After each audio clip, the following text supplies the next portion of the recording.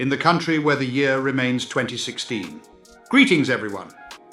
Today we will be delving into the fascinating topic of Ethiopia's distinctive calendar.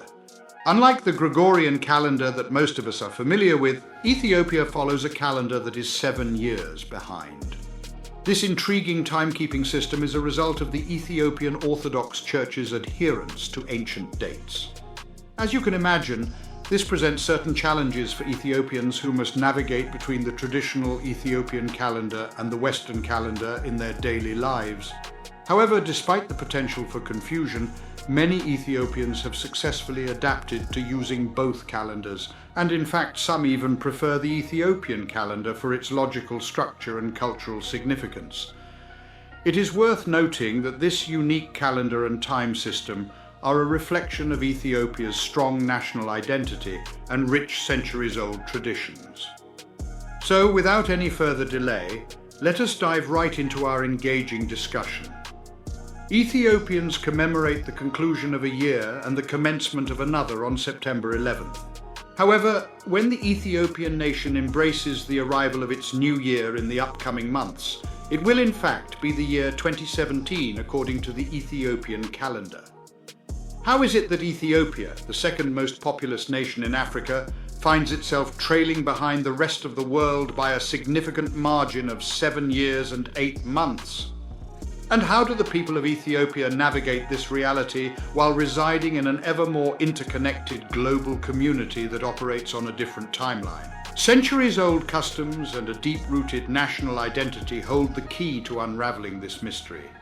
In Ethiopia, the year of Jesus Christ's birth is acknowledged to be 7 or 8 years later than the widely accepted Gregorian calendar, which was established by Pope Gregory XIII in 1582. Scholars highlight the fact that despite the Roman Church making adjustments to its calculations in 500 CE, the Ethiopian Orthodox Church steadfastly adheres to the ancient dates. While the majority of nations have embraced the Gregorian calendar, Ethiopia has steadfastly clung to its own unique system. Eshetu Getachew, the CEO of Rotate Ethiopia Tours and Travel, proudly asserts that Ethiopia's refusal to be colonized has preserved its distinctive calendar, alphabet, and rich cultural heritage. Dating back for a minimum of 1,500 years, the Ethiopian calendar bears resemblance to the Coptic calendar utilized by the Coptic Orthodox Church of Alexandria, an Oriental Orthodox Christian denomination in Egypt. Operating on a solar-lunar system, the Ethiopian calendar consists of 13 months, with 12 months consisting of 30 days and 1 month comprising either 5 or 6 days during a leap year. Many individuals who travel to Ethiopia frequently experience a sense of wonder as they feel transported to a bygone era, a sentiment that is often shared on various social media platforms. It is worth noting that international establishments and educational institutions in the country abide by the Gregorian calendar, resulting in a situation where Ethiopians must navigate the usage of both the traditional Ethiopian calendar and the Western calendar. According to Ethiopian archaeologist Goitom W. Tekle, who is currently residing in Germany, navigating between the two calendars poses a considerable difficulty. Balancing the hours, days, months, and occasionally even the year requires careful consideration and mental effort.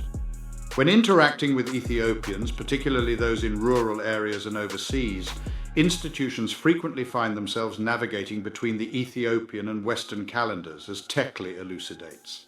This can create challenges when it comes to tasks like obtaining a birth certificate, as merging the two calendar systems can result in complications.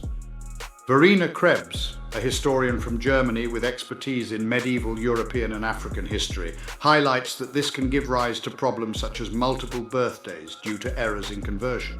To those unfamiliar with the situation, it may appear peculiar, but Krebs points out that individuals who are accustomed to it perceive it as a regular occurrence. One becomes acclimated to the system and effortlessly transitions between the two without giving it much consideration. In addition to the Ethiopian calendar, Krebs highlights the ancient Egyptian calendar as another example of a unique calendar. In this calendar, the year 2024 corresponds to 6,266. While Saudi Arabia has traditionally followed the Hijri calendar, they have recently adopted the Gregorian calendar, for official purposes. On the other hand, Israel utilizes the Hebrew calendar. The Ethiopian calendar has garnered increased attention in recent times, potentially due to its close resemblance to the Gregorian calendar, while still maintaining distinct characteristics. Abel Gashor, a photographer who, like numerous Ethiopians, has embraced the use of both calendars, holds a preference for the Ethiopian calendar.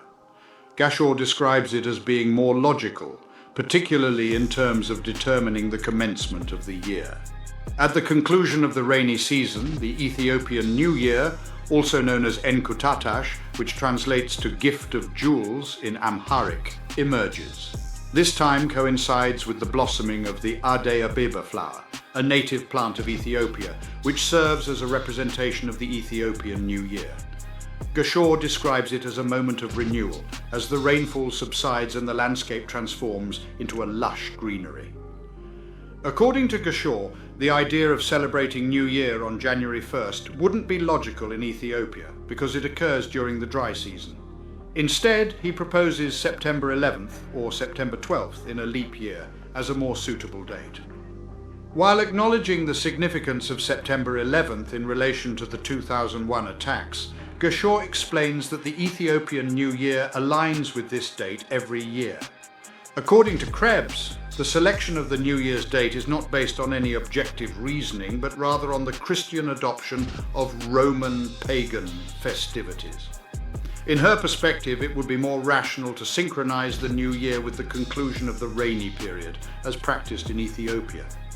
Ethiopia has its own unique time system that sets it apart from most countries. Instead of starting the day at midnight, Ethiopians use a 12-hour clock that begins at 1 a.m. and runs from dawn to dusk.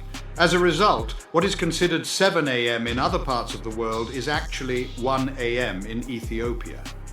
Gashor appreciates the practicality of this system, especially considering Ethiopia's consistent daylight hours thanks to its equatorial position. To avoid any confusion caused by the time difference, Gashor always makes it a point to clarify whether appointments are scheduled in Ethiopian time or Western time. He takes extra care to double-check flight schedules, as airlines follow the European calendar. However, he does acknowledge that there have been a few instances where he made mistakes, such as missing an exam because he misunderstood his university's schedule. According to Tekle, there exists a disparity between individuals residing in rural areas who adhere to the Ethiopian system and urban dwellers who frequently come across the Western system. Ethiopia, being a conservative Christian nation, still has a significant portion of its population in the countryside who display little interest in Western customs and practices. As we move into 2024, or 2016, depending on the calendar, Ethiopia continues to uphold its distinct calendar and time system. The question of whether this will change with the increasing connectivity of rural areas remains uncertain. Krebs suggests that the growing utilization of smartphones among farmers might have an impact on this matter. However, Gashor argues that the disparity in months and days diminishes the importance of coordinating the years. Ethiopia is home to various calendars, with different ones being used by its sizable Muslim community and other communities in the southern region. While some may argue that practicality should be the sole determining factor in adopting a single calendar, Krebs emphasizes the importance of preserving culturally significant systems. According to her, nations should uphold their distinct traditions, as they hold profound significance for their respective populations. To support our channel's growth and ensure broader awareness, kindly hit the like and subscribe buttons.